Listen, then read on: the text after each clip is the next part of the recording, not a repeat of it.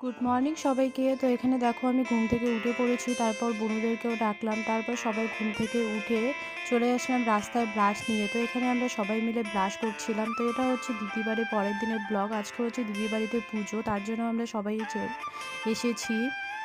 তো দেখো, তারপর ব্রাশ করে স্নান করে চলে আসলাম পুজোর কাজ করতে। তো এখানে আমি লুচি বানাবো, তার জন্য আটাটা আমি ভালো করে এখানে টেকে নিচ্ছিলাম। তারপর আটাটাকে শেষ করে এখানে আমি আটাটা ভালো করে মেখে নিচ্ছি।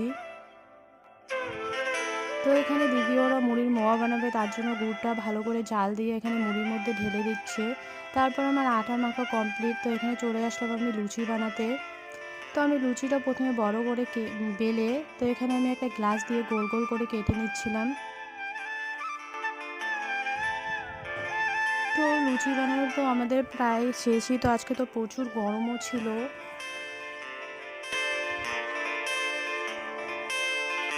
তো লুচি বানা শেষ করে আমি এদিকে সুজি আর পায়েসটা বানিয়ে নিয়েছি, ওটার ভিডিও আমি করতে পারিনি। তো এখানে দেখো, এখানে নাড়ু বানাবে, তার জন্য আমরা এখানে আতপ চাল এখানে গুঁড়ো করে নিচ্ছি। তো এদিকে দেখো এখানে ভোগ বসিয়ে দিয়েছি, তো দিয়েছে। তো এখানে হচ্ছে এটাই হচ্ছে আজকে ঠাকুর।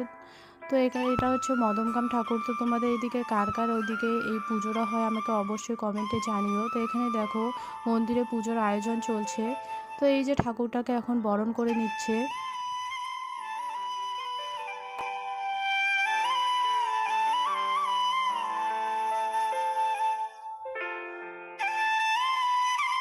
তো বরণ করা শেষ করে এখন এখানে ৭ পাক ঘোরানো হচ্ছে। তো ৭ পাক ঘোরানোর সময় তো এখানে সবাই অনেক নাচ করছিল।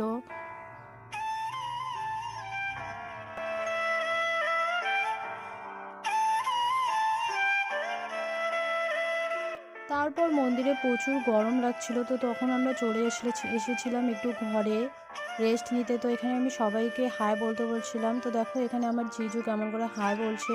তো ওটা দেখে তো সবাই একদম হেসে দিয়েছিল। তারপর একটু রেস্ট নিয়ে চলে এসেছিলাম মন্দিরে। তো এখানে এসে দেখছি পুজো প্রায় শেষই। তো এখানে যজ্ঞ হচ্ছিল। তো সবাই এখানে অঞ্জলি দিয়ে দিল। তো আমরা অঞ্জলি দিয়ে দিলাম। তো ভিডিওটি এই পর্যন্ত। Tata, by.